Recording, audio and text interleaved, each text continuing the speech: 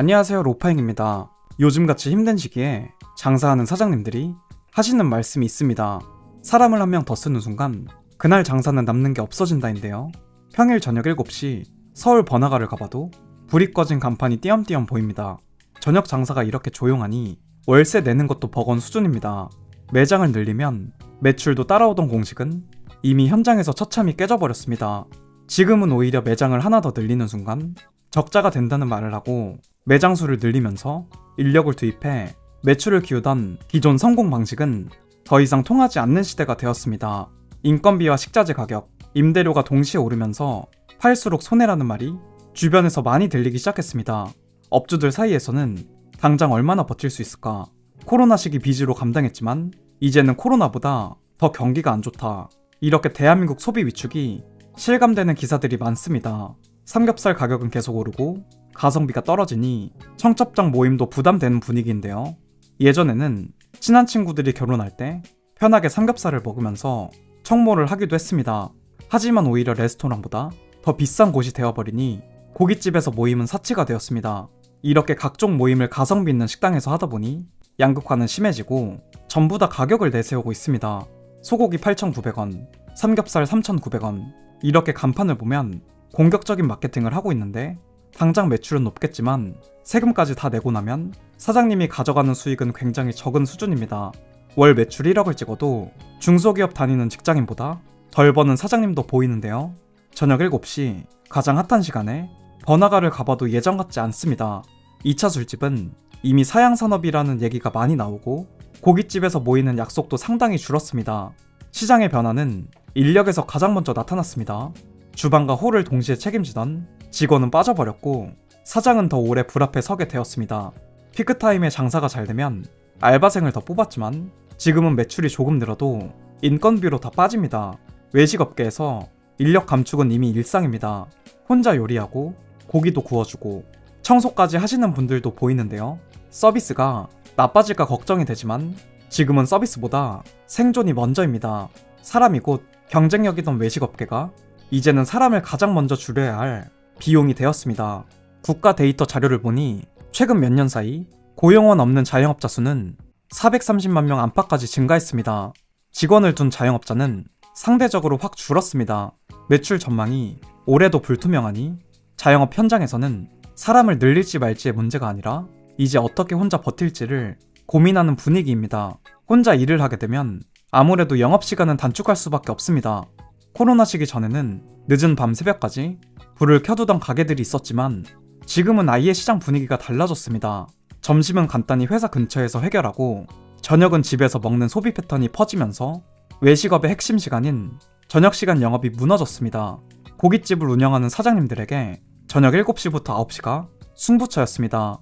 이제는 그 시간에 빈 테이블이 많고 괜히 문을 열어두면 인건비와 전기료만 더 나간다며 주말을 제외하면 열수록 손해라고 합니다.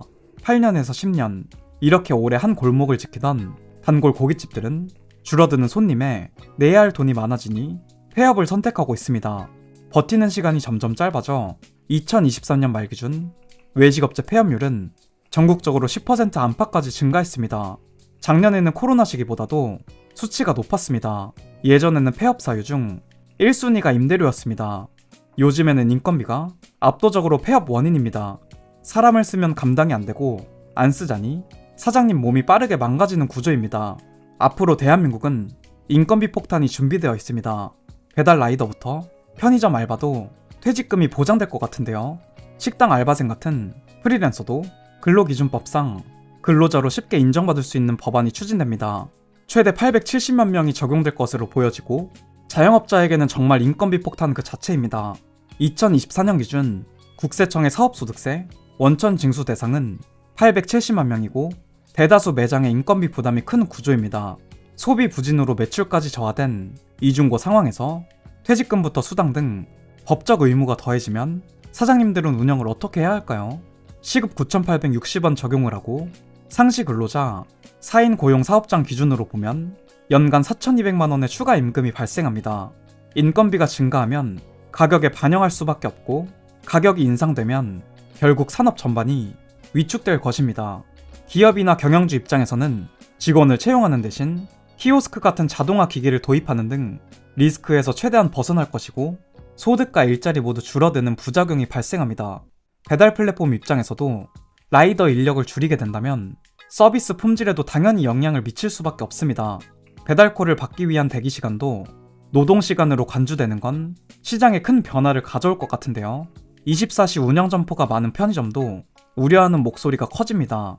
수익성이 나지 않는 점포의 폐점도 가속화가 될 전망이고 업주 가족이 돌아가면서 심야에 근무하는 형태는 점점 늘어날 것입니다. 지글지글 소리도 옛말이 되었고 저녁 7시 동네를 가보면 간판만 켜져 있고 테이블에 손님이 거의 없는 고깃집이 많이 보입니다. 이렇게 고깃집 매출이 확 줄어버리면 배달로 수요가 옮겨간 것 아니냐 이렇게 생각하시는 분들이 있겠지만 현장은 그렇지도 않습니다. 배달 주문도 예전만 못하다는 가게들이 곳곳에 나오고 부가세 기간 처참한 현실을 깨닫고 폐업을 준비하는 곳들이 나오기 시작했습니다. 배달로 전환하면 숨통이 트일 거라 기대했지만 수수료와 각종 쿠폰 부담 등 결과적으로 주문이 많이 들어와도 가져가는 돈은 적습니다. 고깃집에서 회식을 하는 직장인들은 높아진 월세와 집값 걱정에 어떻게든 아끼고 집밥을 고집합니다.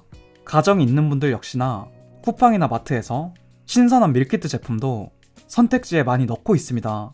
그나마 외식을 하게 된다면 무한리필집을 가거나 저가 고깃집을 찾지만 애초에 식당을 찾는 횟수 자체가 현저히 적어졌습니다. 청첩장 모임, 부부 모임은 경기 불황의 사치입니다. 혼자 사는 1인 가구도 증가하고 취업도 어려우니 20대들은 연애도 사치라고 말합니다. 지금 외식업계 전반의 분위기는 이렇습니다. 외식 빈도는 줄고 선택 기준은 더 까다로워졌다. 자주 먹지도 않지만 한 번 먹을 때 제대로 먹는다. 소비자 태도가 달라지고 외식은 더 이상 습관이 아닌 관리해야 할 지출로 변해버렸습니다. 신촌에서 17년을 버틴 고깃집도 더 이상 월세 감당이 안 되니 폐업을 선택했고 지방은 더 아비규환입니다. 프랜차이즈를 보게 된다면 본사의 무자비한 재료비 인상으로 남는 게 없고 본사의 노예가 됩니다. 배달 전문점은 수수료 폭등으로 배달앱의 노예가 되고요. 실력 있는 진짜 맛집 사장님들을 제외하면 대부분의 사장님들은 월 100만 원도 못 벌고 있습니다. 청년층은 투자에 미쳐있고 장년층은 은퇴 후에도 여유 있는 인생보다는 알바를 하면서 빚을 갚고 있습니다. 폐업을 하더라도 철거비가 들어가니 하고 싶어도 못하는 지경인데요. 예전처럼 고깃집에 사람이 바글바글 할 정도로 경기가 다시 살아났으면 좋겠습니다. 인건비 폭등에 거리에는 사장님들의 비명소리만 들립니다. 저희 동네만 보더라도 번화가 공실이 채워지지 않고 있는데 여러분은 고깃집 예전처럼 자주 가시나요? 오늘 제가 준비한 영상의 내용은 여기까지입니다. 다음 이야기에서 다시 뵙겠습니다. 감사합니다.